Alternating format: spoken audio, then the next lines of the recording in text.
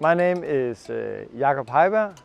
I'm one of the co-founders of Go Growww Pizza. I actually think that Go Growww Pizza was born not with an exit plan, but with the idea that at one point we would hand it off. We went out and found an M&A partner, one of the big four, that do a lot of the exits in Copenhagen. And they built a case and sent it out to their network. And what we saw was that we had different options coming in, and they all came with different kind of price labels, but also with different connotations to what the sell is. So the internal team was set in a way that we already started quite early in 2015 by employing a CEO.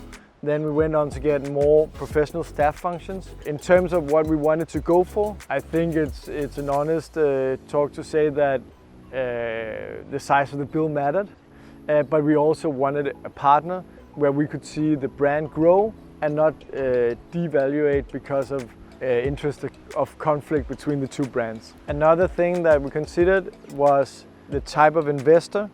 If you go for a private equity investor, you will have to do a lot of reporting. If you go for an industrial investor, you might have to do a little bit less. Reporting is not a bad thing, but it might take a lot of the focus from actually running the business. So that was also a consideration for us. Secondly, we wanted a partner where we didn't devaluate the value of the brand because it would be put next to another brand that we couldn't align our values with.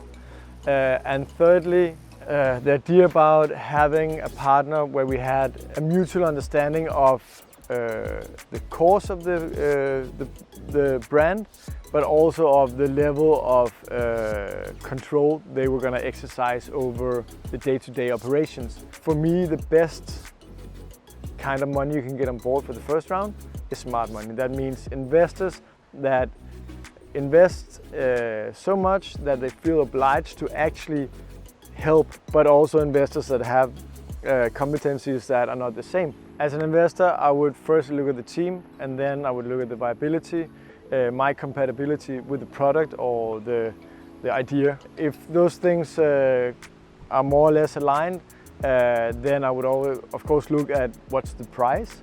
Do I think it's a fair price, and do I think that I can get a good return on my money? After that, I would look at investing with other investors. In my opinion, it makes most sense for the pre-seed round to be a combination of different investors with competencies that are crossing over. From a startup perspective, I think you need to look at what kind of company you are, what kind of options you have. In most cases, I think the first round should be smart money, and the second and the last thing would be once you get that investment on board, spend money on a proper board.